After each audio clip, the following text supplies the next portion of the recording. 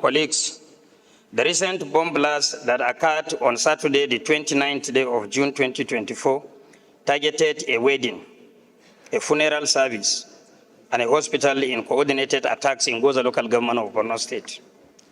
Also note that this heinous act of terror has resulted in the loss of not less than 30 innocent lives and caused immeasurable grief and suffering to the affected communities, with many battling with their lives at the various hospitals. Further note that the despicable nature of this attack underscores the ongoing threat posed by terrorism in our nation. It is imperative that we, as representatives of people, stand united in condemning such acts of violence and reaffirm our commitment to ensuring the safety and security of our citizens. Cognizance of the fact that there is a pressing need for our security agencies to enhance their intelligence gathering capabilities and engage more effectively with local communities to prevent the reoccurrence of such tragic incidents in the future. Intelligence gathering is a critical tool in the fight against terrorism, and it is essential that our security forces have the necessary resources and support to gather timely and actionable intelligence to prevent attacks before they occur. Also recognize that community engagement plays a vital role in building trust and cooperation between security forces and local residents. By fostering strong relationships with communities, our security agencies can gather valuable information, identify potential threats, and disrupt terrorist activities before they escalate into violence. Therefore, I call upon this Honorable House to pass the following resolution. First, to condemn the twin suicide bombs in Goza and urge our security agencies to intensify their effort in intelligence gathering and community engagement. Two, the House sent a strong message that terrorism has no place in our society and that we are committed to taking all necessary measures to protect the lives and security of our citizens. Three, observe a minute's silence in honor of the departed souls. Then four, invite the House Committee on National Security and Intelligence to investigate the matter and report back to the House in the next 2 weeks. I humbly seek the support of my esteemed colleagues in passing this motion as stated above to demonstrate our solidarity with the people of Goza and our unwavering commitment to ensuring the safety, security of all Nigerians. Mr. Speaker, I will be happy after moving the motion and accordingly seconded to have 1 or 2 minutes to elaborate. I so move. Thank you, sir. Thank you very much. Make it very brief. It's a straightforward motion. Yes, it's a very straightforward motion. I just want House, if they may be interested, to know that the 30 young men who lost their lives ranges between the ages of 35 downward, including teenagers and infants, celebrating wedding ceremony of their friend in a public place close to a public park, just to intensify and tell the whole House the degree of the loss Nigerians recorded just on Saturday, 29th day. Secondly, in addition to the 30, more than 136 people are critically injured and are receiving treatment in various hospitals in Maiduguri. Thirdly, I want us to know that the suicide bombers, after identifying their faces, it was discovered that they were recruited, they were drugged, they were brainwashed, and they were imported to come to Goza from somewhere to cause this issue. They came in uniform, what is normally called in the northern part of Nigeria, anko. They are wearing the same color of uniform. So it's a wake-up call for everybody in the country. If you see this kind of thing, they are more or less security threat. Lastly, Mr. Speaker, honorable members, we cannot continue to be complacent. Complacency is one of the reasons why this thing happened in my constituency. Complacency on the part of the people and complacency on the part of the security agencies. Simply because the terrorists left Northeast to some extent, or relieved Northeast of their pressure and moved to North Central and Northwest, now our people were relaxed. The security measures we used to take for searching, screening, putting surveillances, we have relaxed that. On the part of security agencies also, there was this kind of complacency. Terrorism is not over until when it is over. So I'm using this opportunity to inform our colleagues, this is the situation we have, and our security agencies, as well as our citizens, must stand up to their obligations to prevent the reoccurrence of this event everywhere in the country. Thank you very much for supporting the motion. To Dasuke to make his contribution. Then after that, I come to Honorable Jimmy. Make it very brief, please. Thank you, Mr. Speaker. Written my colleague, Honorable Jaha, on what happened over the weekend, which we have not had in a long time, which has to do with suicide bombing. And at the same time, Mr. Speaker, I want to use this opportunity to commiserate with the people of Jibia in Katsina State who, had an attack just 24 hours ago. And at the same time, commiserate with the people in Sokoto with the attacks that have been happening recently between Sokoto and Gusau Road, which unfortunately we lost the Deputy Vice Chancellor just a little over a week ago. Mr. Speaker, honorable colleagues, this is one too many. Please permit me to highlight something that happened in Katsina just last week when the Northwest leaders came together, to deliberate with regards to security, not only in the Northwest, but in Nigeria. Mr. Speaker, honorable colleagues, in the course of that summit, the Vice President, made a presentation there where he made mention that the President specifically brought Northerners to be in charge of security-related agencies and ministries. Mr. Speaker, honorable colleagues, in April this year, the National Security Advisor was also in Sokoto, and he was talking about the same issue, that the President deliberately chose Northerners to head the defense and security agencies. Where am I heading to, Mr. Speaker, honorable colleagues? In the last 1 year that we got inaugurated into this House, there's one too many.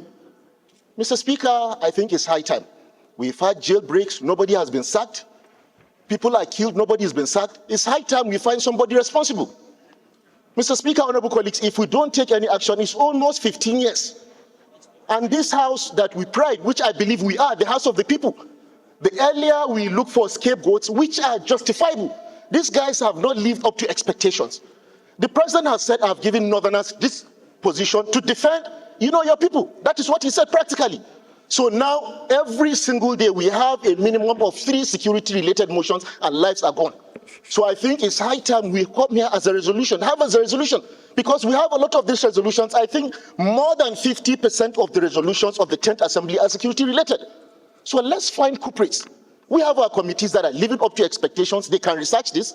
They can look at those that have not done what is expected from them, and somebody should be held responsible so that those that are coming behind, we know that if you don't do what is expected from you, then you are going to get out of where you are. And on that note, I might propose that, look, we can call on the President to sack all security political appointees. It's 10 months. All of them have been in office for 10 months. Even if you are given a job, you have a probation of 10 months. If you're not living up to expectation, you don't get your confinement after 1 year. So political appointees, security-wise, all of them, they can get fired. And those that can live up to expectations should come over. And every now and then, we have this debate here. 1, 2, 3 months, if this continues and they know that you are not living up to expectation, are going to get sacked, tendency of sitting down and doing what is expected will be there. Secondly, Mr. Speaker, honorable colleagues, is the issue of welfare of members of the armed forces. I think while we are hitting, on them at the same time, or member of security-related agencies, we have to look at the welfare of those that are there on a daily basis, day and night, to make sure that we sleep with our 2 eyes closed. I think the committees have enough motions or resolutions to look at. Let's look at their welfare. Is it commensurate to what they're doing? So, honorable colleagues, Mr. Speaker, this is my little contribution. Thank you very much. Thank you. Well spoken. I must say that's okay, well spoken, and passionately so, as a true Nigerian. Being true citizens of this country reflects on how we share this burden together. It's painful. And I share in the pain of those from the affected states. It's not only in the north. Just 2 days ago or 3 days ago, policemen were shot again in Abia State for doing nothing at their duty posts. So it's a national issue. And this calls for concern, especially for the heads of the committees in charge of the security agencies. I hope we are doing the right oversight. I hope we are doing the right oversight. That is the duty of Parliament. That's the duty of Parliament. Our duty is not to be friends with those we are oversighting. Our duty is to put our feet down on behalf of Nigerians and make sure that they get their job done well and make them accountable. It's our duty as Parliament. Anything short of that is unparliamentary. I want to hear more people discuss this. Let's hear from Jimmy, the Chairman Defense. Federal constituency. Mr. Speaker, it is indeed a sad day. The crime was heinous. It was barbaric, to say the least. Our youth from 35 and below were killed by a heinous and dastardly act by a suicider. Thank God, Honorable Jara told us the post-intelligence report. He said that the perpetrators were all dressed in what is called ANCO uniform. They knew where they came from. This same post-intelligence that was gathered after the dastardly act. My surprise is that, or my urge, or my request is that we should put all hands on deck, that the all-society approach strategy should be used to detect these type of actions before they happen. That is why I would always suggest that the committee which you chair on constitutional review should please prioritize state police. The amount of men and women we have in uniform is not commensurate to the amount of men we need to have. We need to recruit as many people as possible. These young people that are unemployed can find solace and hope in being in one state, in a state police, a local government police arrangement. We need to put them into the formal system so that they get jobs that are pensionable. They begin to have hope for a better tomorrow. Why do our youth get indoctrinated? They get indoctrinated because there's no hope, there's no job. But we have the capacity to absorb as many of them as possible. Mr. Speaker, you're chairman of the Committee on Constitutional Reform. Please, let's expedite this. The only way we can eradicate insecurity is if we give hope to our teeming youth. There's a nexus between insecurity and development. I thank you, Mr. Speaker. Thank you. Well said. Well said. And I can assure you the Committee on Constitutional Review is prioritizing security-related bills before us, and we are pushing it. And with your support, I'm sure we'll be able to plug that as one of the solutions to this Hydra-headed problem. Honorable contributors, it speaks volume that what is happening is not palatable, because you speak with emotions and humility, and I'm going to toe that perspective. I have one thing to say. Complacency that the motion mover did mention in the parts of the community, the people, in the parts of the of the security agency, and I will add in the part of the government. Why did I say this, Mr. Speaker? We are here to represent Nigerians. From the inception of insecurity problem in Nigeria, I cannot see a clear deterrent that was served on any person that attacks on people of Nigeria was meted as a result of his complacency. Until and unless we begin to hold people responsible and accountable, people will be posted to particular areas and the people of that area's lives are not being protected. And you cannot hear, like it happened during military juntas, that someone is called to account for neglecting his responsibility that led to a particular act. Government must try to call people accountable for that. Then, Mr. Speaker, security expert knows that solving security problem is not equally about the holding of bombs or AK-47 by the security agencies against these infidels. So it has to do with the economic standard living condition of the people. Government must equally centralize its energies and actions on improving the welfare and the standard living condition of the people. The Almajiris on the streets that turn to be what they are, and a lot of people that have no access to other amenities by government, state government, local government, and federal government. When we improve that, it goes a long way with solving security problem. Finally, Mr. Speaker, my little adjustment is this. I don't think the security apparatus is being charged by a particular region, like my brother Dasuki did say. The Inspector General of Police is not from northern Nigeria. The Chief of Army Staff is not from northern Nigeria. So this thing, we must discuss it as Nigerians, and we must equally, like you did say, the security-related committee must live up to their expectation by calling the agencies they are pretending and conducting oversight under to account for what they are doing, that the breakdown in law and order must come to an end. This is not the fault of the president.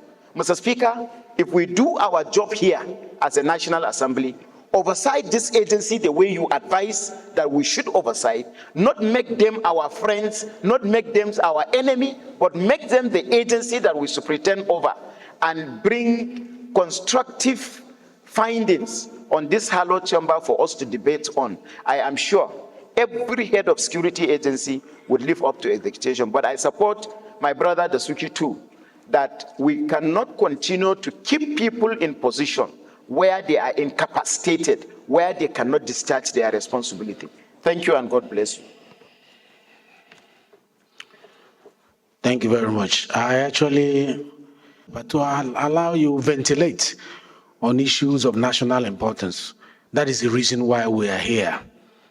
Not for the titles, not for all the things that comes with the office, but to represent the people of Borno State for the loss of these very great men and women, children, infants that we have recorded so far.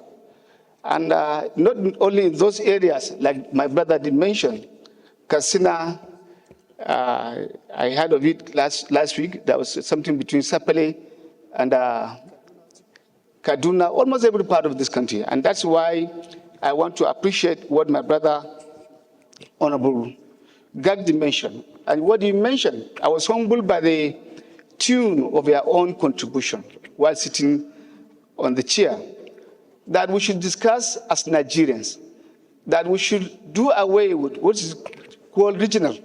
And that's what is dividing us more instead of integrating us. And as far as I'm concerned, this matter of security is for all of us. It's about the entirety of the nation. There's no part of this country that is safe. And we should not pretend to this.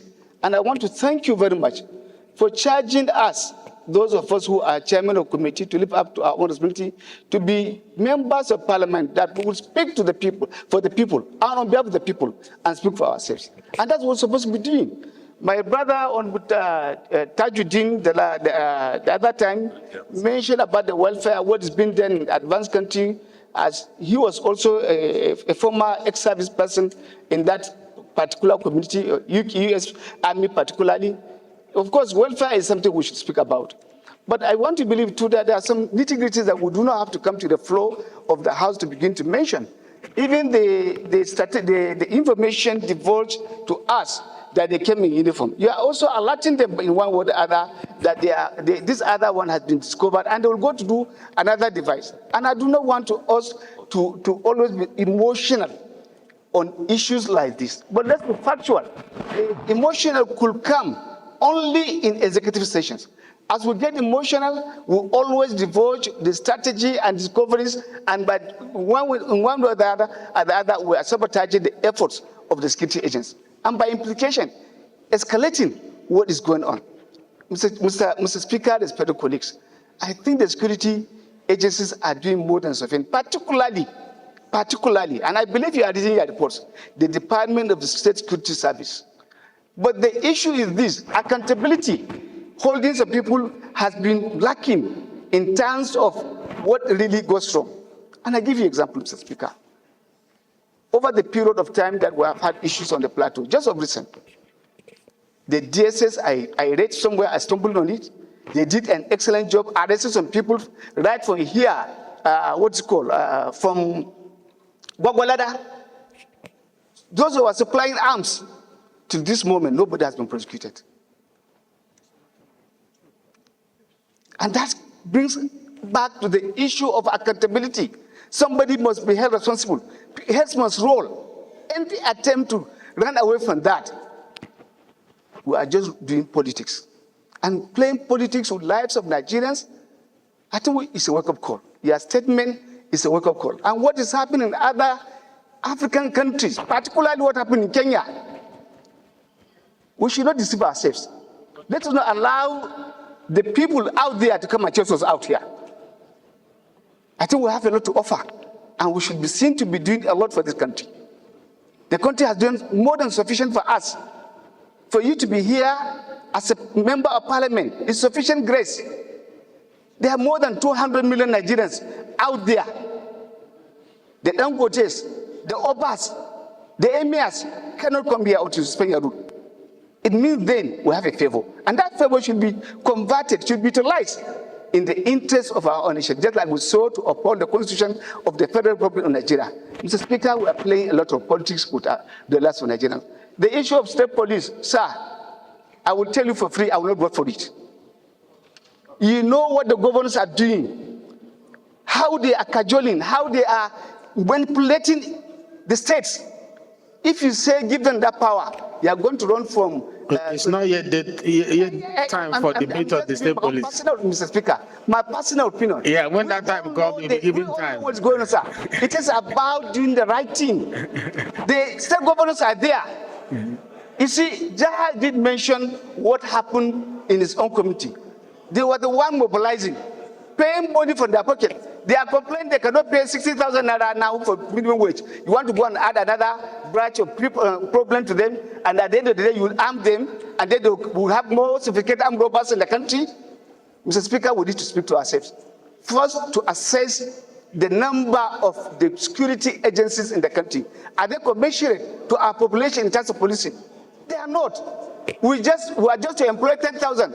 Till today, we are playing politics with it. The lists have not been released. Training have not commenced. Is it about state policy? No. Mr. Speaker, I want to respect and ask my colleagues that we need to raise occasion. But the most important thing, the motion moved by Honorable Linda in Chinda the other time, that we need to go into executive session, discuss this matter. We need to do that urgently. And I want to beg Mr. Speaker that before we go on recess, because I know very soon, by our calendar, we are going to recess. We need to carry out this function. Otherwise, every morning we'll come here, say one motion, pray for another, for 1 minute silence, and then tomorrow we'll come back again, and if you compute the loss of man hour that was supposed to contribute is also huge and great. Okay, do you wish to amend the prayer to include that? Do we want to come by way of amendment to include it now? No, we can take this motion, but I'm saying that... Oh, you want to come as a separate motion? There was a motion that was, a prayer that was answered but in the House, that the House need to go into executive session to discuss security matters. It has not been done. That prayer was answered about two weeks ago. Clerk, you bring me the House resolution number and present it to the leadership so that we'll look at it and call for executive section to do Thank this. you, sir. And lastly, sir, if we must solve this matter, it's high time now to respect our own standing orders. We do what? Our standing orders. Committees are expected to be returning reports, be laid for discussion and consideration. I don't think we have had that one. We keep sending motions, the civil compliance, what are they doing? What are the other standing committees doing as they give them the motion? It is there in our house standing order. We were supposed to be having consideration of reports. Okay, That this discussion is in line with the security issue? Yes, sir. And Security committees? Yes, sir. If we are doing that, I think it would also help in sorting out and dealing with the matter. Thank you. Thank you very much, sir. Thank you very much. I think we have really